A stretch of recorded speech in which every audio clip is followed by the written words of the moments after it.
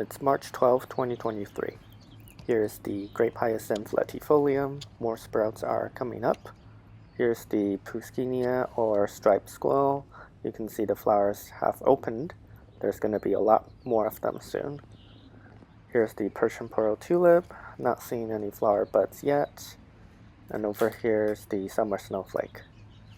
During today's update, I planted some more wildflower seeds in this pot, and some Chinese lantern seeds in this ground cherry pot.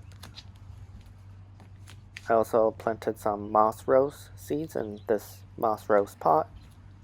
And here's the hyacinth, still only like 3 sprouts, not doing well. Here's the daffodil, looks like the sprouts are getting taller. Snowdrops looks about the same. Here's the crocus, a lot more sprouts, and the sprouts are getting taller, certainly. Lastly, we have the frizzle sizzle. You can see the flower has opened.